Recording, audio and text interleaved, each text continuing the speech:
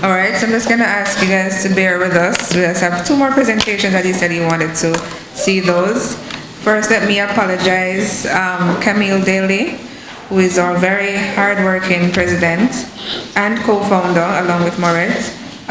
She is actually not feeling well today, which is a part of our lives as we know. So she unfortunately couldn't make it here today. So she sent me her presentation. She sends greetings to everyone firstly, and she also just sent me some of the pointers that she wanted to discuss with you today. So I'm just going to go over her presentation quickly, and her presentation was about strategic coping skills with sickle cell and good nutrition, which Mr. Nigel just touched some of the points, very excellent points as well, because all of what he said was actually very true. Because if we do have a balanced diet, firstly, it can actually alleviate a lot of the complications that we have, not just for persons with sickle cell, but for persons in general. But also with that, a relationship with God and faith is very important for anyone living with a chronic disease, because faith helps to reduce anxiety and help us to maintain a positive mindset, which Sophia touched on earlier as well. For parents, we need to boost your children's self-esteem and do not let him or her become too dependent. Teach them to take care of themselves, identify their triggers of pain, and learn how to manage their condition. It is also important to have children with sickle cell feel confident that their future and they can map out a vision from themselves. We heard a lot of this in previous presentation, because if you tell a person that they're limited by sickle cell, they're going to think that they can't go beyond where you have placed them. Allow them to explore, right?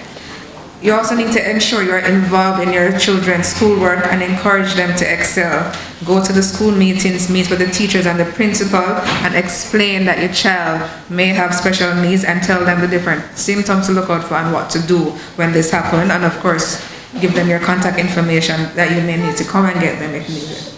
We also have a guideline for teachers that was being distributed by the Ministry of Education, and copies are also available at the sickle cell units at UA. Assignments and exam preparation should also start ahead of time to avoid last-minute rush, which we know can increase stress and anxiety, because we're doing that last-minute prep, and that can trigger off a lot of things. Students should share notes with your child, or they can ask them to have friends in the class that can share notes with the child if absent for any prolonged period, and should get also the work from the teachers so we can do some at-home preparation and studying. One of the major problems facing the sickle cell community is poverty, which arises from the fact that many patients have no educational qualifications. So greater effort needs to be made by parents to ensure that the children are able to access education, which will in the future allow them to access jobs, and jobs with preferably health insurance as well, or be able to start their own business, because these days everybody are more going towards being an entrepreneur.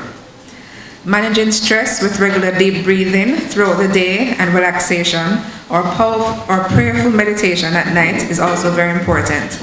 As adults, our circulation slows down and increases the risk of ulcers and other issues.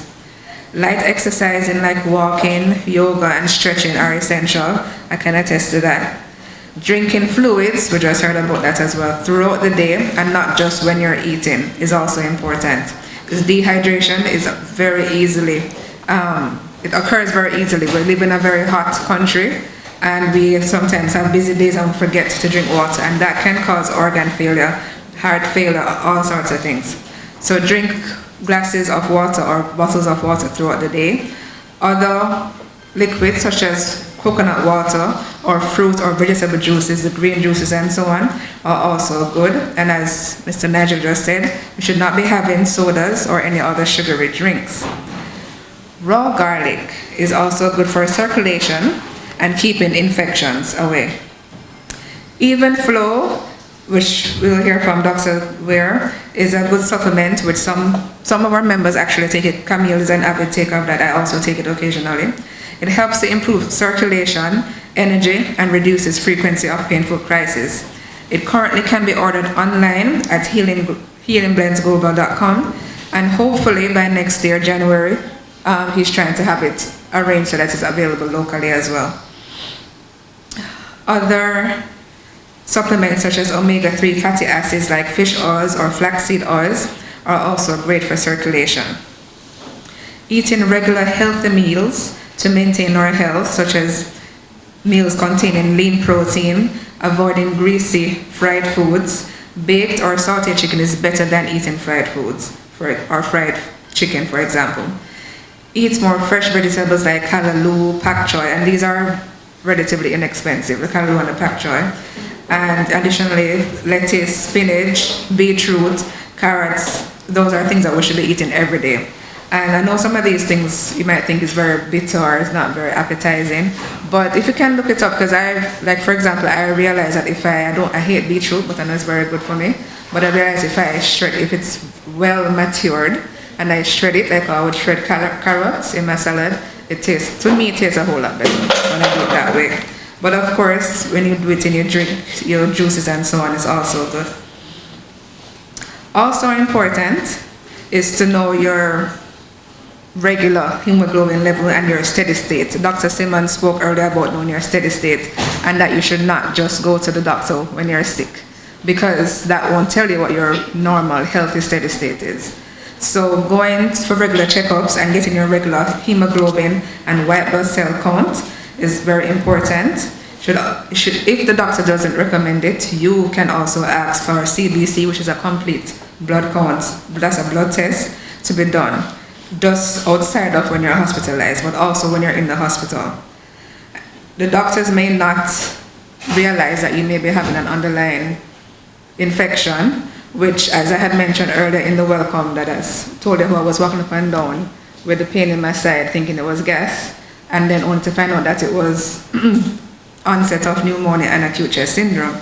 So it's also important for that. And in addition to that, I also highly recommend that whenever you do these tests, and because of course you're paying for them, or even if you're not paying for them, you can always ask for a copy of your test and keep those records on you, because you also need to, if you have to go to another doctor, for example, you have those records instead of having to call back and forth. It's very, very important.